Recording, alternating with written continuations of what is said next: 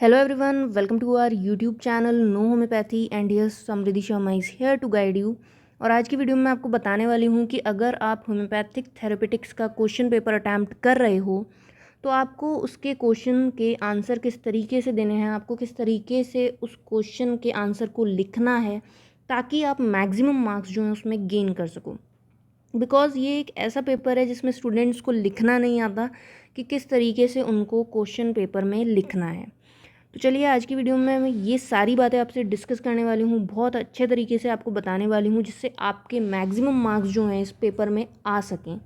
Alright, तो अगर आप चैनल पर पहली बार आए हो तो इसे सब्सक्राइब ज़रूर कर देना और वीडियो को लाइक ज़रूर कर देना। तो चलिए वीडियो को हम शुरू करते हैं। सबसे पहले अगर कोई भी क्वेश्चन है आपका तो आपको क्या लिखना है वो मैं आपको बताती हूँ।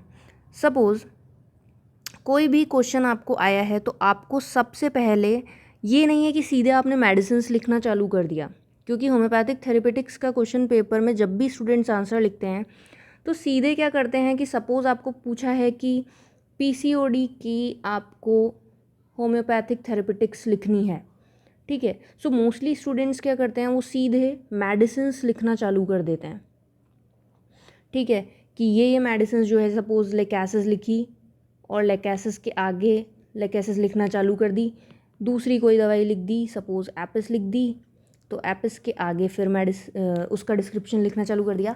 तो ये बहुत ही गलत तरीका है, इस तरीके से आपको कभी भी इस पेपर को अटैम्प्ट नहीं करना, बहुत बकवास तरीका है, ठीक है। आपको करना क्या है, सिंपली आपको कुछ भी पूछा गया है, ठीक है।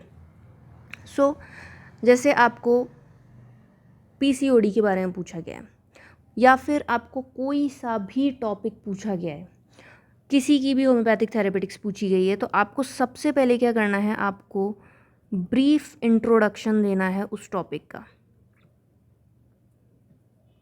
ऑलराइट, सपोज़ आपको पीसीओडी पूछा गया है, पीसीओडी की होम्योपैथिक थेरेपेटिक्स पूछी गई है, तो आपको पीसीओडी के बारे में कुछ लिखना है जो आपका हाफ पेज के अंदर ख़त्म हो जाना चाहिए, ठीक है।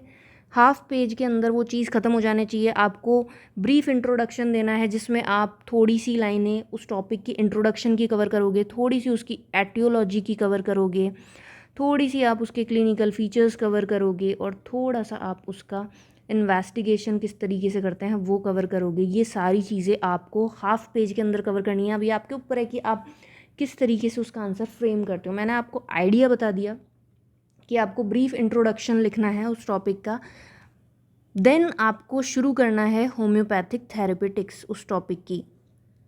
ऑलराइट, जिसमें आप क्या करोगे, सबसे पहले आप उस मेडिसिन को लिखोगे जो उसकी स्पेसिफिक मेडिसिन है या उसकी रेयर है, ठीक है।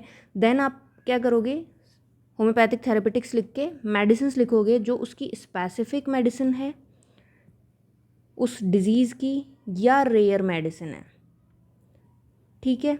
सबसे पहले आपको वो मेडिसिन लिखनी है और ये बहुत इंपॉर्टेंट चीज़ है, ये आपको कोई नहीं बताने वाला। देन आपको लिखना है कॉमनेस्ट ड्रग। कॉमनेस्ट ड्रग मैंने इसलिए बोला कि जो भी पॉलीक्रेस्ट मेडिसिन्स हैं वो हर बीमारी को कवर ही कर लेती है, ठीक है।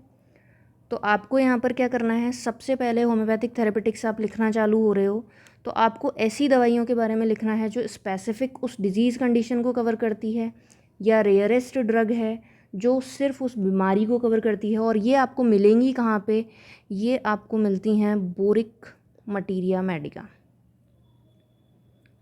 ऑलराइट, बोरिक एमएम जो है उसमें ये आपको मिलेगी।